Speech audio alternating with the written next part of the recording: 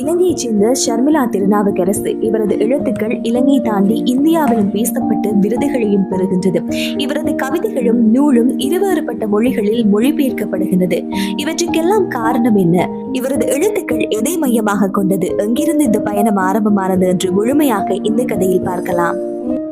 வணக்கம், நான் ஷர்மிளா வினோதினி. ஷர்மிளா திருநாவுக்கரசுன்றது என்னுடைய இயற்பெயர். ஷர்மிளா வினோதினி என்ற பெயரில் நான் எழுதி கொண்டு வரேன். ஆரம்பத்தில் சின்ன சின்ன கவிதைகள், என்ன எங்களுக்கு தெரியும், உணர்ச்சிகளுடைய வெளிப்பாடு அல்லது நாங்கள் சொல்ல வருகிற விடயத்தை இலகுவாக வாசகர்களுடைய மத்தியிலே கொண்டு சேர்க்கக்கூடிய ஒரு விடயமாக கவிதைகள் இருந்தது. 2 கவிதை புத்தகங்கள் வெளிவந்திருக்குது. முதல்ல இராப்பாடிகளின் நாட்குறிக்கும், அடுத்த கவிதை தொகுப்பு மகளின் வாசம். 2 கவிதை தொகுப்புக்கும் இடையில ஒரு சிறுகதை தொகுப்பு வெளியிட்டிருக்கிறேன், மொட்டைப்பனியும் முகமாலை காத்தும். என்னுடைய சிறுகதை தொகுப்புக்கு எஸ்போ விருது கிடைச்சிருந்தது தமிழ்நாட்டில்.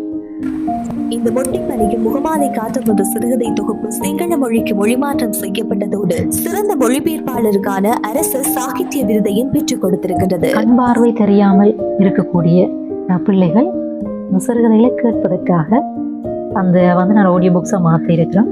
அவையதை கேட்கணும். சிறுவயது முதல் தான் கடந்து வந்த மக்களின் கதைகளை சொல்வதாக அமைவதோடு இந்த 10 கதைகளில் மலையக மக்களின் வாழ்க்கையை பிரதிபலிக்கும் புதுச்சப்பாத்து என்ற கதையும் உள்ளடக்கப்பட்டுள்ளது.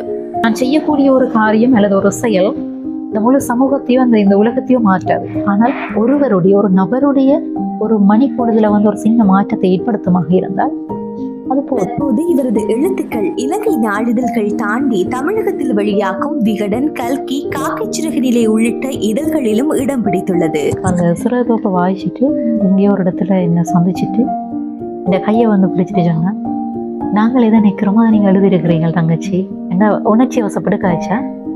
அதே எனக்கு மிகப்பெரிய பாராட்டாக இருந்தது. ஒரு அம்மா நான் நினைக்கிற விஷயத்த நான் எழுதியிருக்கிறேன்ன்றது மேலே எனக்கு அது ஒரு திருப்தியார். எழுத்தோடு மட்டும் நின்று விடாமல் சமூகம் சார்ந்து சிந்தித்து ஒரே ஒரு பொழுது என்ற குறுந்திரைப்படத்தையும் இயக்கி இருக்கின்றார்.